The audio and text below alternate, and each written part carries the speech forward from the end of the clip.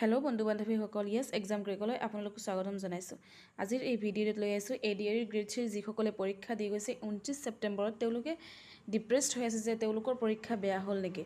তেওঁলোকে ভাবি আছে চাগে অকল মোৰে পৰীক্ষা বেয়া হ'ল নেকি এনেকুৱা এটা ভাৱ আহিছে। এনেকুৱা একেবাৰেই নহয়।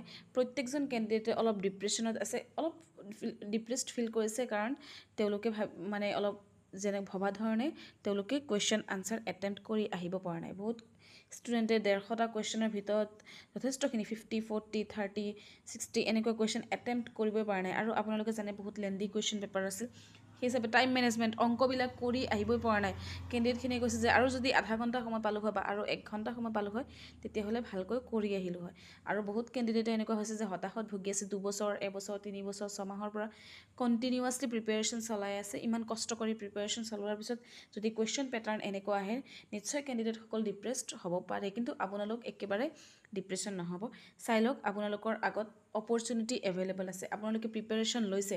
এনেকুৱা হ'ব পাৰে ফাৰ্ষ্ট অপশ্যনত যে আপোনালোকৰ ইয়াত ADR এই পৰীক্ষাটোত গ্ৰেড 3 গ্ৰেজুৱেট পৰীক্ষাটোত আপোনালোকৰ চিলেকশ্যন হৈ যাব পাৰে।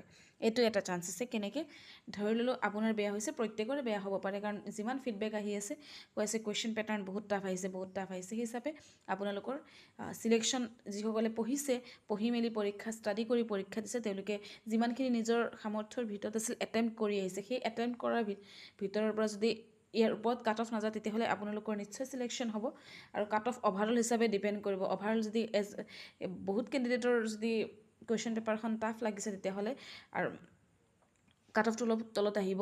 আৰু সেই হিচাপে আপোনালোকে জানে এইবাৰৰ কুৱেশ্যন পেটাৰ্ণটো মিক্স হৈ আহিছিল। এনেকুৱা হৈছিল যে কিছুমান নতুন নতুন কুৱেশ্যন দিছিল বা GK হিষ্ট্ৰীবোৰ অসমৰ নাছিলে। অসমৰ চব ষ্টুডেণ্টখিনিয়ে অসমৰে ফ'ল' কৰিছিল। অসমৰ মানে যিমান এক্সাম ট্ৰেডিশ্যনেলি চলি আছে যে অসম হিষ্ট্ৰী আহে, অসমৰ হিষ্ট্ৰী বা নৰ্থ ইষ্টৰ সেইখিনি চাই গৈছিল। কিন্তু এইবাৰ কমপ্লিট পেটাৰ্ণটো চেঞ্জ কৰি দিছে।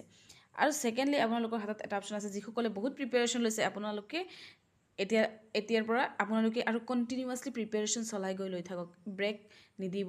আপোনালোকে ADR 1 হ'ল, ADR 2 হ'ল 2.0, এতিয়া ADR 3.0 ওলাব। আপোনালোকে নিশ্চয় গম পাইছে ADR 3 ওলোৱাৰ বেছি দিন নাযায়, মানে ওলাব আপোনালোকৰ বহুতকেইটা ভেকেঞ্চি ওলাব। অকল ADR 2ত গৈ যে গ্ৰেড 3 গ্ৰেড 4ৰ পষ্টকেইটা কমপ্লিট হৈ গৈছে এনেকুৱা নহয়। ADR 3.0 ওলাব অতি সোনকালে। আপোনালোকে পাব ন'টিছ যে ADR 3ৰ গ্ৰেড 3 হওক বা গ্ৰেড 4ৰ কিছুমান পষ্ট ওলাব।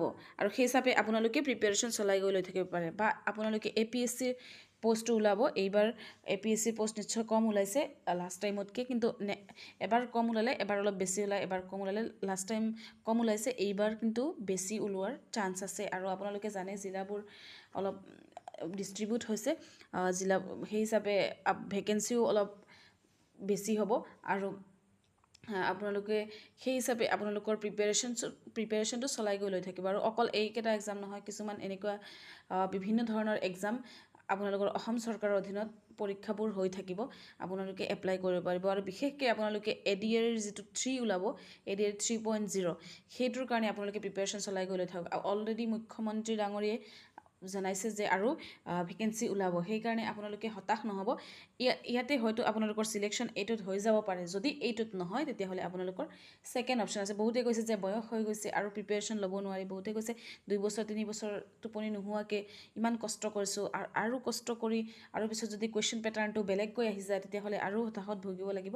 একেবাৰে হতাশত নুভুগিব, কাৰণ আপোনাৰ যদি বেয়া হৈছে চবৰে বেয়া হ'ব পাৰে। ইয়াতে এনেকুৱা হৈছে যে কিছুমান APSCৰ কেণ্ডিডেট অলৰেডি প্ৰিলিমছ বা মেইনছ ক্ৰেক কৰা কেণ্ডিডেটেও গ্ৰেড 3ৰ পৰীক্ষাটো দিছে। আৰু তেওঁলোকেও কৈছে যে কুৱেশ্যন পেটাৰ্ণটো অলপ APSCৰ নিচিনা নহয়, অলপ বেলেগ ধৰণে আহিছে, অলপ ক্ৰিটিকেলি আহিছে। সেইকাৰণে আপোনালোকে একেবাৰে হতাশ নহ'ব। নেক্সট অপৰচুনিটি যিটো বেষ্ট অপৰচুনিটি আহি থাকিব আৰু সেইটোৰ কাৰণে আপোনালোকে প্ৰিপেৰেশ্যন চলাব। যে মই নেক্সট যিটো এইবাৰৰ যদি মোৰ নহয়, এইবাৰৰ মোৰ হ'ব বুলি ভাবক। আৰু যদি এইবাৰৰ মোৰ নহয় তেতিয়াহ'লে মই নেক্সট টাইমৰ কাৰণে মই প্ৰিপেৰেশ্যন চলাই গৈ লৈ থাকিব পাৰোঁ। আৰু যদি সেই ভাৱনাটো আপোনালোকে ধৰিলে তেতিয়াহ'লে আপোনালোকৰ আৰু ভেকেঞ্চি ওলাই থাকিব। কাৰণ অসম চৰকাৰৰ ভেকেঞ্চিবোৰ এতিয়া অলপ সঘনে ওলাব। যিহেতু ADR 1 ওলোৱাৰ পিছত 2 অলপ গেপ পৰি গৈছিল, কিন্তু ADR 3টো ওলালে সোনকালে ওলোৱাৰ চান্সটো আছে। কাৰণ ভেকেঞ্চি অসমৰ বিভিন্ন ভেকেঞ্চিবিলাক খালী হৈ আছে। সেইকাৰণে সেই পদবোৰ মুকলি কৰিবৰ কাৰণে গ্ৰেড 3 নিশ্চয় আহিব। আৰু সেই হিচাপে ADR 3 নিশ্চয় আহিব। সেই হিচাপে আপোনালোকে আপোনালোকৰ প্ৰিপেৰেশ্যনটো এতিয়াৰ পৰা চলাই লৈ যাওক। আপোনালোক হতাশ নহ'ব। পঢ়িছে, চেষ্টা কৰিছে, ভেকেঞ্চি আছে ধৰি লওক ভেকেঞ্চি আছে 4,000-ৰ ওপৰত, সেই 4,000-ৰ ওপৰত হ'লে আপোনালোকক স্কিল টেষ্টৰ কাৰণে 1:2 যদি মাতে তেতিয়াহ'লেও প্ৰায় 9,000, 8,000, 9,000 ৰাখিবই। সেই হিচাপে আপোনালোকৰ এনেকুৱা হ'ব পাৰে যে আপোনালোকৰ যিসকলে পঢ়ি গৈছে বা যিসকলে ভাবিছিল বহুত পৰীক্ষা ভাল হ'ব, আপোনালোকৰ কাৰণে আপোনালোক চিলেকশ্যন হৈ যাব পাৰে, আৰু সেই হিচাপে আপোনালোকৰ এইবাৰো হৈ যাব পাৰে, বা যদি নহয় তেতিয়াহ'লে আপোনালোকে নেক্সট এটেম্পটৰ কাৰণে নিজক কিন্তু বহাই নথ'ব, আপোনালোকে এতিয়াৰ পৰা প্ৰিপাৰেশ্যন চলাই গৈ লৈ থাকিব পাৰে। আপোনালোকৰ যদি অসম চৰকাৰ ৰিলেটেড যিকোনো পৰীক্ষাৰ কাৰণে ভিডিঅ' পাব বিচাৰে তেতিয়াহ'লে আপোনালোকে চেনেলটো লাইক, শ্বেয়াৰ আৰু ছাবস্ক্ৰাইব কৰি ল'ব। ধন্যবাদ।